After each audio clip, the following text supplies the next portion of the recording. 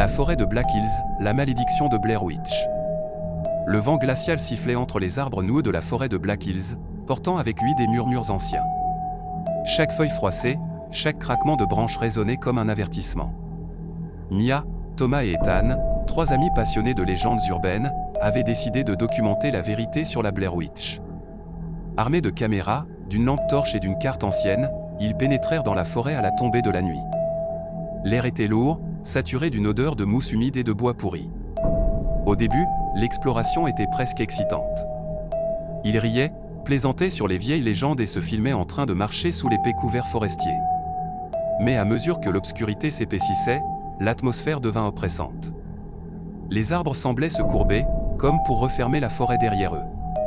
C'est alors qu'ils trouvèrent le premier signe, de petites figurines en brindilles, suspendues aux branches. Elles oscillaient doucement, bien qu'il n'y ait aucun vent. Ethan, le plus sceptique, rit nerveusement. Des faces d'ado, c'est tout. Mais Mia sentit son cœur s'accélérer. Une étrange sensation de malaise s'insinua en elle, comme si quelque chose les observait. Plus tard, en montant leur camp, ils découvrirent que leur boussole tournait follement. Et puis vinrent les bruits. Des coups sourds au loin, comme si quelqu'un frappait un tronc avec une pierre. Un ricanement. Enfantin, éthéré, qui semblait glisser entre les arbres. Thomas braqua sa lampe, mais la lumière semblait absorbée par les ténèbres. Dans la nuit, Mia se réveilla en sursaut. Une main glaciale semblait effleurer sa joue. Mais personne. Puis, un cri déchirant retentit dans l'obscurité, Ethan.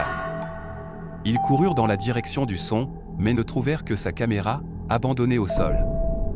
L'écran, encore allumé, montrait Ethan, tremblant, chuchotant. Elle est là. Derrière moi.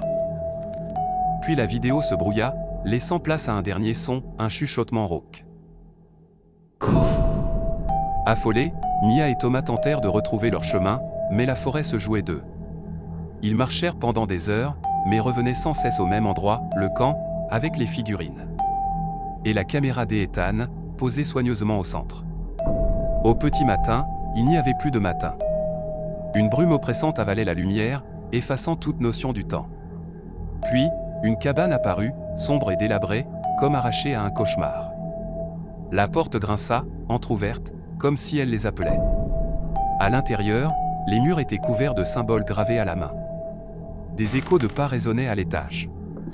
Thomas, le souffle court, monta les escaliers, tandis que Mia sentait la pièce autour d'elle se refermer comme un piège. Puis, soudain, un cri horrible au-dessus. Mia monta en courant. Dans la dernière pièce, elle trouva Thomas. Face au mur, immobile, comme s'il était figé sous une force invisible. Une respiration rauque résonnait tout autour. Mia, la caméra tremblante, balaya la pièce. Et puis, l'écran se noircit. La caméra fut retrouvée des mois plus tard. Aucune trace.